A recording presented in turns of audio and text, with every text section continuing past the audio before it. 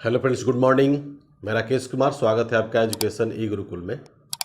दोस्तों, इसका पिछला जो क्लास हम लोग जो किया था उसमें पूरे जो है इंडिया के मैप पर आधारित जो है आपको पूरे बैकग्राउंड आपको हम बताए थे।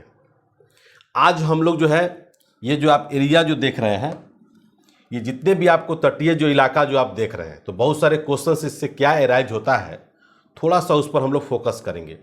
ये जो आप जो देख रहे हैं ये आपका श्रीलंका है। क्या है? Sri Lanka. I mean to say that ये भी एक आइलैंड है। जैसा कि आप जानते हैं ये आपका अरेबियन सी है। अरेबियन सी मतलब अरब सागर, और ये आपका जो है बे ऑफ बंगाल है।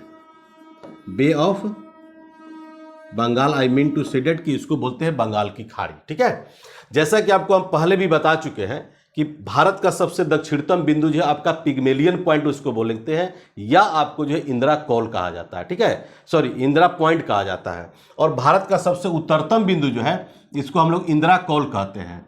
ये जो होता है भारत का सबसे पूर्वोत्तर बिंदु, जहां पर आप देखते होंगे पूर्वोत्तर मतलब अरुणाचल प्रदेश होता है, तो उसमें क्या होता है कि आपका किबिथु कहा जाता है। क्या बोलते हैं? किबिथु। और भारत का सबसे पश्चिमोत्तर जो बिंदु है वो आपका गौरमोता है, जो गुजरात में है। ठीक है, ये आप जानते होंगे बिहार दरोगा में ये क्वेश्चन आपको आया था कि भारत का सबसे उत्तरतम बिंदु का क्या नाम है। ये क्वेश्चन आपको एग्जाम्स में आए हुए थे, इसलिए आपसे आशा करते हैं कि ये क्वेश्चन आपको पिछला जो है वीडियो जो हमने बताया था उसमें क्लियर कट आपकी सारी बातें किए हुए हैं। आज हम लोग जो पढ़ेंगे उसमें देखते होंगे कि भारत की सबसे स्थलीय सीमा की लंबाई है ना, स्थलीय सीमा की लंबाई होता है, तटीय सीमा की लंबाई होता है, द्वीपों सहित तटीय सीमा की लंबाई होता है ना। तो आप लोग जानते हैं कि भारत में मेरा जो है 247 गो आइलैंड है। पहला नंबर, आइलैंड मतलब होता है द्वीप। क्या होता है? द्वीप। 247 आइलैंड में जो है आपका 36 + 6 यानी कि 42 है ना। इसको अलग लिखने का भी एक कारण है। अलग लिखने का कारण यह क्या कि 36 जो आइलैंड जो है अरेबियन सी में, उस पर जो है कि मानव निवास नहीं करते हैं। सिर्फ 6 ही आइलैंड पर जाकर के मानव निवास करते हैं। इसलिए बाइफरकेट कर देते हैं कि कुल द्वीपों की संख्या जो है अरेबियन सी में जो है आपका कितना है? 42 है। ठीक है, आप चले जाएंगे बे ऑफ बंगाल में, तो बे ऑफ बंगाल में आपका कुल द्वीपों की संख्या कितना है? तो 203 है। कितना है? 203। तो 203 और 42 को ऐड करेंगे तो आपका टोटल होता है 245। कितना होता है? 245। बचा कितना आपका? रेस्ट अभी और 2 गो बच गया। तो 2 गो क्या है दोस्तों कि आप लोग नाम सुने होंगे, बैरन द्वीप और नारकोंडम द्वीप का भी नाम सुने होंगे। बैरन द्वीप और प्लस जो है नारकोंडम द्वीप। नारकोंडम द्वीप जो एग्जाम के दृष्टिकोण से बड़ा इंपॉर्टेंट है। ठीक है ना, आपका टॉपिक भी यही है कि ये जो है आपका क्वेश्चन के लेवल को अगर देखा जाए कि क्वेश्चन के लेवल से क्या क्या क्वेश्चन आते हैं, that is very simple question आपको पता है। देखिए, आपको हम बता देते हैं कि बैरन द्वीप जो है आज भी जो है इसमें धुआं धुकड़ आज भी निकलता है, यानी कि प्रसुप्त ज्वालामुखी का जो है एक उदाहरण है। क्या है? प्रसुप्त ज्वालामुखी का ये उदाहरण है। ठीक है ना, तो निश्चित तौर पर इसको आपको देखेंगे। और ये जो है ना नारकोंडम द्वीप जो है ऑलरेडी ये मृत चुका है, आज भी इसमें धुआं धुकड़ अब नहीं निकलता है। ठीक है, आज भी तो ये मृत चुका है। तो ये जाकर के आपका 245 और प्लस 2 जो हुआ, ये टोटल मिलाकर के 247 गो आइलैंड हुआ। ठीक है, अब क्वेश्चन पूछता है, कभी कभी देखते होंगे ये जो बैरन द्वीप जो है, जब सुंदरबन का डेल्टा जो आप जो देख रहे हैं, जस्ट जो है सुंदरबन के डेल्टा के जस्ट नीचे, जब इंडियन मैप और पॉलिटिकल मैप जब आप अध्ययन करेंगे, सुंदरबन का डेल्टा चूंकि विश्व का सबसे बड़ा डेल्टा है जो बंगाल की खाड़ी में सिचुएटेड है। ठीक है, तो ये आपको पता होगा कि गंगा और ब्रह्मपुत्रा की जाकर के संयुक्त जो है जाकर के जलधारा उसमें गिरती है, इसलिए जाकर के बहुत बड़ा डेल्टा, यानी कि वर्ल्ड का सबसे बड़ा डेल्टा। ठीक है, अब है कभी कभी क्वेश्चन पूछता है कि what is the difference between Arabian sea island and bay of Bengal island. I mean to say that कि आपको बंगाल की खाड़ी के द्वीपों में और अरब सागर के द्वीपों में क्या अंतर है, ये क्वेश्चन आपको आते हैं। क्वेश्चन का लेवल समझिए, एकदम एग्जामिनेशन बेस्ड पैटर्न पर आपको हम बता रहे हैं। तो दोनों में यही अंतर है कि अरब सागर के जितने भी आपको जो आइलैंड जो होते हैं वो आपको प्रवाल निर्मित होते हैं। क्या होते हैं? प्रवाल निर्मित जो है कि आपका द्वीप होते हैं। ध्यान रखिएगा, what do you mean by प्रवाल? तो प्रवाल जैसे देखते हो कि समुद्र में बहुत सारे जलीय जीव जंतु जो पाए जाते हैं, ठीक है, बहुत सारे जीव जंतु क्या होते हैं, मरते हैं, सड़ते हैं, गलते हैं, तो धीरे धीरे क्या बन करके वो ठोस बन जाता है। जैसा कि आपको एग्जाम्पल के तौर पे आपको दे रहे हैं कि विश्व का सबसे बड़ा प्रवाल जो द्वीप जो है उसका नाम है great barrier reef, great barrier reef, ठीक है ना। ग्रेट बैरियर रीफ कहां पर है, तो आपको ऑस्ट्रेलिया में है। कहां पर है, ऑस्ट्रेलिया में, ठीक है ना। तो ग्रेट बैरियर रीफ जो है आपका ऑस्ट्रेलिया में है, जो विश्व का सबसे बड़ा जो है रीफ है। आप सोच सकते हैं कि इसका निर्माण कैसे हुआ होगा, जो कि आपको प्रशांत महासागर में सिचुएटेड है, ठीक है। इसका 260 किलोमीटर लंबा और 140 किलोमीटर लंबाई चौड़ाई इसका है, 260 इंटू 140, ठीक है। तो ये कभी कभी क्वेश्चन जो है VBI है, इससे रिलेटेड था, इसलिए आपको बता दिए। ये भी जाकर के आपका प्रवाल निर्मित है। जैसे आप देखते होंगे कि भारत और श्रीलंका है, ये भारत और श्रीलंका के मध्य में जो है क्या है, इसको तो सबसे पहले जो पाक जलडमरू मध्य है। पाक जलडमरू मध्य का मतलब होता है भारत और श्रीलंका को अलग करता है, ठीक है। और इसी के मध्य में आपका एक खाड़ी है जिसको बोलते हैं मनार की खाड़ी। क्या बोलते हैं बाबू, मनार की खाड़ी, ठीक है। और ये जो है आप जो देख रहे हैं मनार की खाड़ी, इसी के बीच में आपका सिचुएटेड एक द्वीप जिसको बोलते हैं पंबन द्वीप। क्या बोलते हैं, पंबन द्वीप या आदम द्वीप भी कहा जाता है। लेकिन इसी पर देखते हुए रामेश्वरम बांध भी जाकर के बनाया गया था। जब यूपीए का गवर्नमेंट था तो उसमें क्या हुआ था कि यूपीए गवर्नमेंट जाकर के इसको तोड़ने का काम कर रहा था। इसलिए काम कर रहा था क्योंकि भारत और श्रीलंका के बीच में जो जहाज जो जाते थे या व्यापार करना जो है बड़ा जो है कि घूम करके जाना पड़ता था, ठीक है। लेकिन इसमें गवर्नमेंट ने क्या किया कि सोचा कि उसको तलछटी जो है, जो पहाड़ी इलाकाएं जो हैं, जो छोटे छोटे जल में जो दिखते हैं, उसको तोड़वा दिया जाएगा तो क्या होगा, गहरा हो जाएगा, जिससे आपका जो है जहाज को चलने के लिए और ईंधन का भी बचत होगा, भाड़ा का भी बचत होगा और समय का भी बचत होगा। लेकिन जाकर के बीजेपी गवर्नमेंट जब आई थी, मुझे याद है 2002 में क्या किया कि उन्हें जाकर के देशव्यापी जाकर के मूवमेंट चलाया था कि नहीं, यह जो है कि रामेश्वरम बांध जो है, जो आप नाम जो सुने होंगे, ये राम भगवान का बनाया हुआ बांध है। क्योंकि उस समय सीता का जब अपहरण हो गया था तो जाकर के लंका, चूंकि श्रीलंका का लंका का कौन था, रावण था, ठीक है ना। तो वही जाकर के जो बनाए थे, इसलिए इसको तोड़ना जो है मुनासिब नहीं है ना। इसलिए इस पर बहुत बड़ा विवाद हुआ। दूसरी बात है दोस्तों, यहां तक तो समझ में आ गया होगा। दूसरी बात क्या है कि ये जो आपको ऑलरेडी जो लिखे हुए हैं, जैसे गुजरात देखते हैं ना, तो सबसे पहले हम लोग ध्यान रखेंगे कि भारत की स्थलीय सीमा की जो लंबाई है वो जाकर के 15,200 किलोमीटर है। नोट करिएगा, आपको बहुत ही बेहतरीन पार्ट आपको बता रही है। तो स्थलीय सीमा जब आएगा, स्थलीय सीमा की लंबाई जब आएगा तो लिखेंगे 15,200 किलोमीटर, है ना। ध्यान रखिएगा, 15,000 कितना मिला, 200 किलोमीटर मिला। उसके बाद जो है कि कभी कभी पूछता है कि तटीय सीमा की लंबाई कितना है, तो तटीय सीमा भी याद कीजिएगा। तटीय सीमा की लंबाई जो है आपको 6100 किलोमीटर है। कितना है, 6100 किलोमीटर, ठीक है। अब द्वीपों सहित तटीय सीमा की लंबाई कभी कभी पूछता है, द्वीपों सहित तटीय सीमा की लंबाई लिख लेंगे, द्वीपों सहित तटीय सीमा की लंबाई 7516.6 किलोमीटर, ठीक है। अब इसमें क्या है कि जितने भी आइलैंड हैं, जैसे देखते होंगे आप लोग बे ऑफ बंगाल आइलैंड, जैसे न्यू मूर द्वीप है, आइलैंड है जो बे ऑफ बंगाल की खाड़ी में सिचुएटेड है। तो ये जो है कि द्वीप है और तटीय, ये जो आपको तटीय जो इलाका जो दिख रहे हैं, ये समुद्र के किनारे से जो आपका घिरा हुआ है, इसी को तटीय इलाका बोला जाता है। अगर दोनों को, अगर आइलैंड को और तटीय को दोनों को जोड़ दिया जाए तो 7516 होता है। तो कहने का मतलब ये है कि आप क्या करेंगे कि इसको यानी कि 15,200 को और 7516 को ऐड कर दीजिएगा तो 22,000, है ना। 15 और 7 कितना, 22,716.6 किलोमीटर हो जाएगा अगर हम लोग इसको ऐड कर देंगे तो। यानी कि स्थलीय सहित द्वीपों प्लस तटीय सीमा की लंबाई, तो 22,000 कितना हो जाएगा, आपको दोनों को जोड़ देंगे तो 22,716.6 किलोमीटर हो जाएगा, ठीक है। यहां तक समझ में आया। कभी कभी क्वेश्चन आता है कि इनमें से किस राज्य का तटीय सीमा की लंबाई सर्वाधिक है, आता है ना क्वेश्चन। तो देखिए आपको लिखे हुए हैं, अगर हम आपको टोटल भी बता देते हैं द्वीपों सहित तटीय, है ना, ये जो 7516 जो आप जो देख रहे हैं, तो इस सब का सारा आपको हम बता देंगे। इसमें स्टेट भी है और टेरेस्ट्रियल स्टेट भी है, ठीक है ना। तो निश्चित तौर पर इसको जब ऐड जब करिएगा तो 7516.6 किलोमीटर आ जाएगा। अब यहां पर देखिएगा गुजरात, गुजरात की अगर बात करें तो गुजरात का देखिए डिस्टेंस जो है तटीय सीमा की लंबाई कितना है, तो 1214.7 किलोमीटर। नोट कर लीजिएगा, this point is should be noted. बहुत अच्छा क्वेश्चन है और बहुत अच्छा क्वेश्चन आपको बता रहे हैं। तो 1214.7 किलोमीटर हो गया। पहला स्थान जो है तटीय सीमा में जो है गुजरात का ही स्थान आता है, ध्यान रखेंगे। दूसरा है आपका कितना, किसका, आंध्र प्रदेश। देखिए यहां पर लिखे हुए हैं दूसरा आंध्र प्रदेश, जिसका डिस्टेंस है 973.7 किलोमीटर है। ये तटीय सीमा से जाकर के घिरा हुआ है। तीसरा कौन सा है, तो तीसरा आपका जो हो गया तमिलनाडु। कौन हो गया, तमिलनाडु हो गया, जो जाकर के 906.9 किलोमीटर जाकर के इसका डिस्टेंस है, यानी कि तटीय सीमा से जाकर के आपका लगा हुआ है। चौथा कौन है, महाराष्ट्र। कौन है, महाराष्ट्र। महाराष्ट्र का कितना डिस्टेंस है भाई, तटीय सीमा की लंबाई, तो 652.6 किलोमीटर जाकर के इसका तटीय सीमा की लंबाई है महाराष्ट्र, ठीक है ना। उसके बाद आपका पांचवा स्थान जो जाता है उसको हम लोग बोलते हैं केरला।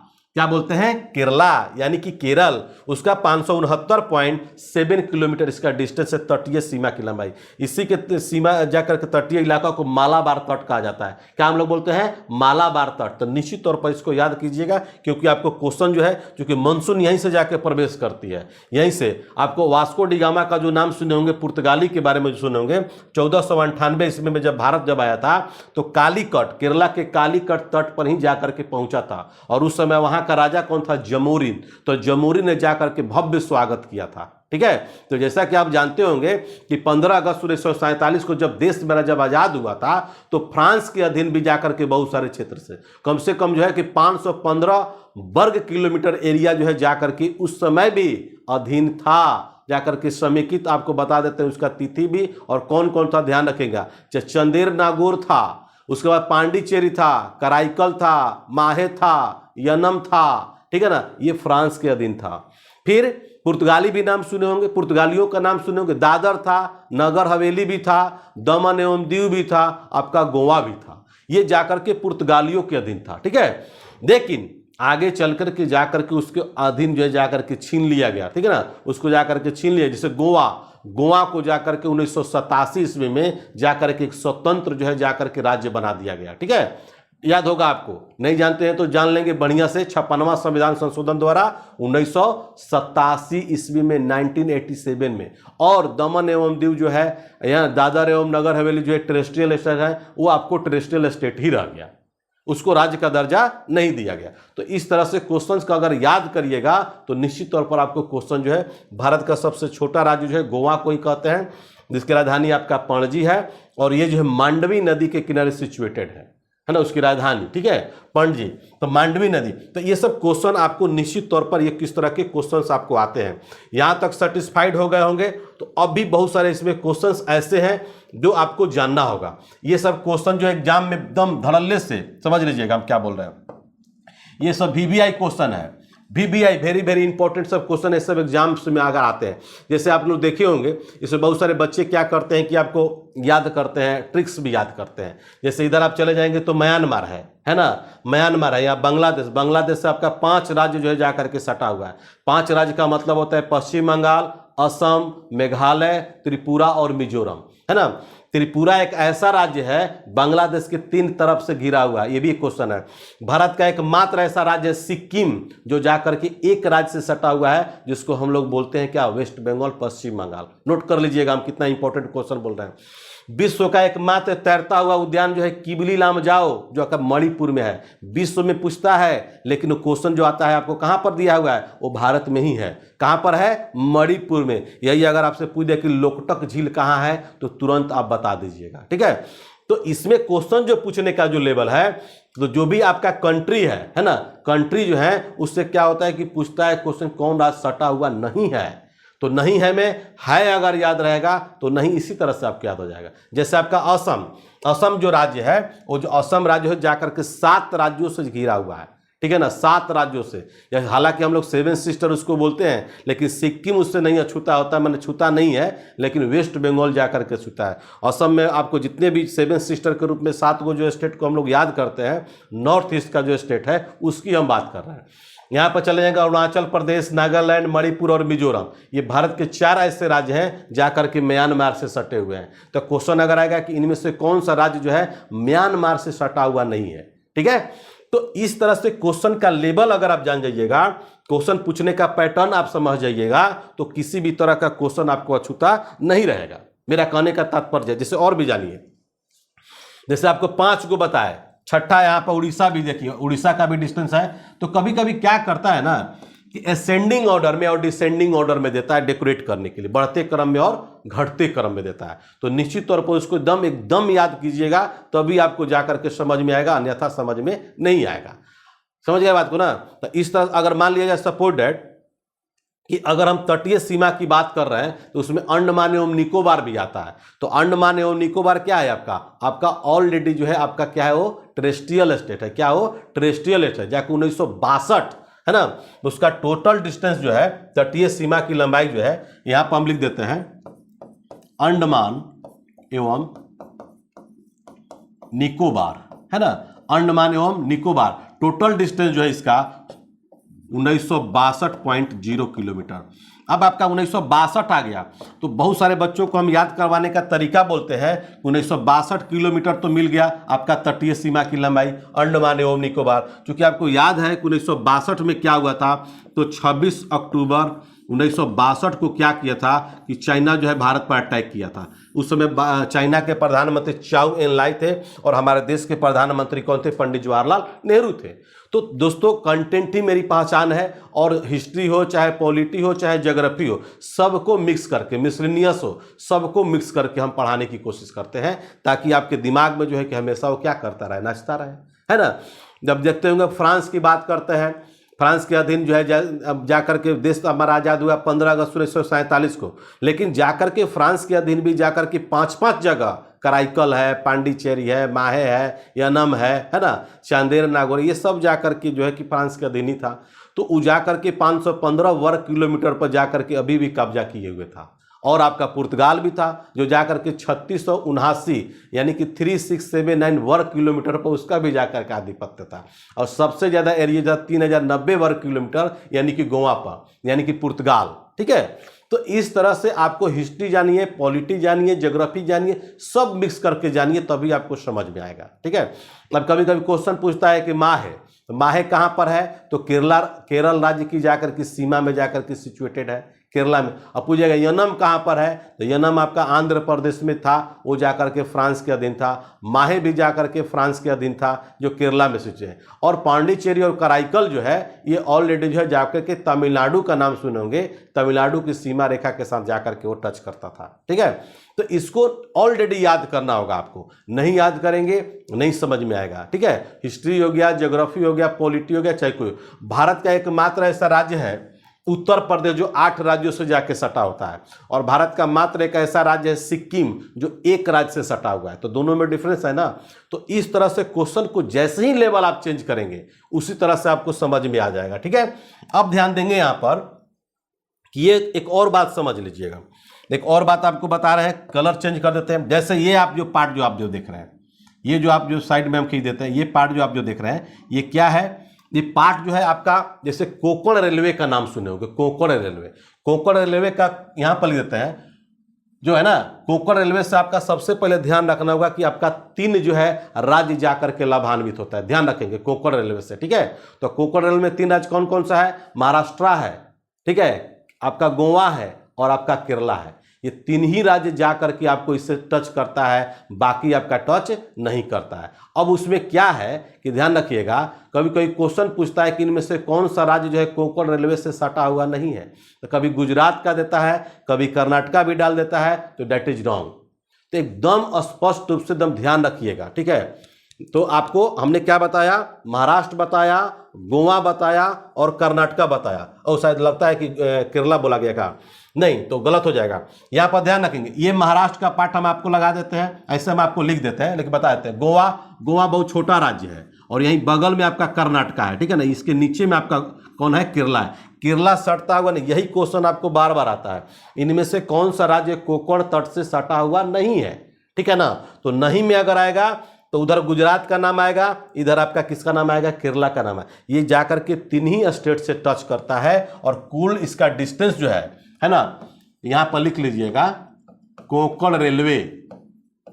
कोंकण रेलवे से कौन कौन सा राज्य सटता है भैया, तो पहला हो जाएगा महाराष्ट्र, क्या हो जाएगा? महाराष्ट्र, दूसरा हो जाएगा आपको गोवा, और तीसरा हो जाएगा आपका कर्नाटक। दिखाई दे रहा है ना? ये 3 राज्य जो है जाकर के इससे टच करता है, 3 राज्य, महाराष्ट्र, गोवा और कर्नाटका।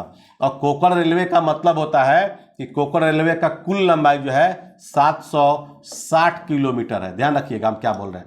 कोंकण रेलवे का कुल लंबाई कितना है? 760 किलोमीटर। उस समय हमारे जाकर के भारत में बीजेपी की गवर्नमेंट थी और हमारे देश के प्रधानमंत्री थे अटल बिहारी वाजपेयी।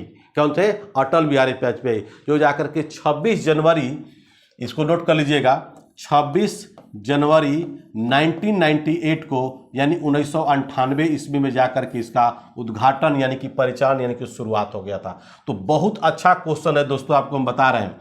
ये कोंकण रेलवे भी बहुत सारा क्वेश्चन जो एग्जाम में आता है। सबसे पहला बात याद रखिएगा कि कोंकण रेलवे से कौन सा राज्य सटा हुआ नहीं है, ठीक है ना।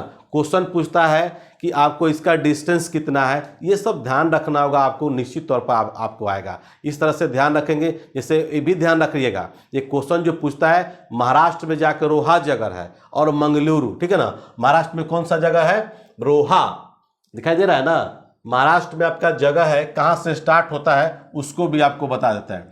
तब महाराष्ट्र में लिख लेंगे रोहा। महाराष्ट्र में कौन सा जगह है? रोहा। रोहा से जाकर के प्रारंभ होता है। और कर्नाटका में कौन सा जगह है? मंगलुरु। कौन सा है? मंगलुरु। मंगलुरु याद करेंगे, यहीं से जाकर के अंत होता है, ठीक है। तो यहां से स्टार्ट होता है और यहां जाकर के आपका अंत होता है। तो इस तरह से क्वेश्चन जब भी अगर पूछेगा तो आपका कोई भी क्वेश्चन आप छूटने का नाम नहीं लेगा। इसलिए ध्यान रहेगा कि आपको इसमें जाकर के जो भी समुद्री जो तट है, समुद्री जो इलाका है ना, यानी कि पश्चिमोत्तर की पार्ट की हम बात कर रहे हैं, ठीक है, पश्चिम पार्ट की बात कर रहे हैं, तो ये जाकर के आपका हो जाएगा दक्षिण पूर्वी पार्ट, ये जो अगर बात करेंगे तो, ठीक है। तो ये पार्ट जो है जाकर के कोंकण रेलवे का पार्ट है। अब इसमें अब बहुत सारे क्वेश्चन का आता है कि कभी कभी पूछता है कि भारत के पश्चिमी तट पर जो है किन भागों को बांटा गया है, ये भी क्वेश्चन आता है। जैसे महाराष्ट्र का जो महाराष्ट्र के तटीय क्षेत्र को ही कोंकण तट बोलते हैं, उसको भी नोट करना है तो लिख लीजिएगा। दिखाई दे रहा है?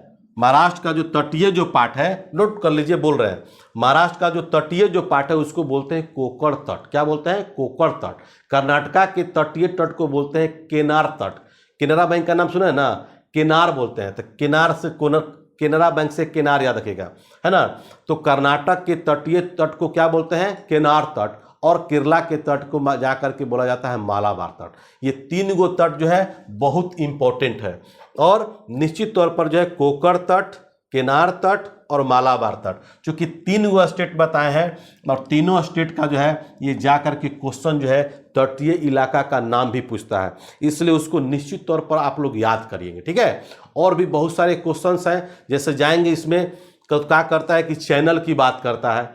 चैनल मीन्स होता है, जैसे आप देखते होंगे कि चैनल का जाकर के क्या कर, जैसे 10 डिग्री चैनल है ना, चैनल को क्या जोड़ता है, ग्रेट चैनल जिसको बोलते हैं, जैसे इंदिरा पॉइंट का नाम सुने होंगे, और इंडोनेशिया का, जैसे इसमें इंदिरा पॉइंट और पिग्मेलियन पॉइंट की जो बात किए, भारत की सबसे दक्षिणतम बिंदु का नाम है इंदिरा पॉइंट, या उसी को बोलते हैं पिग्मेलियन पॉइंट। तो ग्रेट चैनल क्या करता है कि इंदिरा चैनल यानी इंदिरा पॉइंट या इंडोनेशिया, ये दोनों को क्या करता है कि ऐड करता है। कभी कभी पूछा है 10 डिग्री चैनल, तो लघु अंडमान और ग्रेट निकोबार, ये जाकर के आपको जो है अंडमान एवं निकोबार को जाकर 2 पार्ट में जाकर के डिवाइड कर दिया गया है। तो 10 डिग्री चैनल कभी भी किसको किसको जोड़ेगा, तो अंडमान, माने कहे का मतलब लघु अंडमान और कार निकोबार जिसको बोलते हैं उसको जाकर के। कभी कभी पूछता है 9 डिग्री चैनल, तो 9 डिग्री चैनल मतलब मिनिकाय एक द्वीप है, मिनिकाय और लक्षद्वीप, ठीक है ना, मिनिकाय और लक्षद्वीप को जाकर के आपको 9 डिग्री चैनल जो है जोड़ता है। ये सब क्वेश्चन एग्जाम में आता है।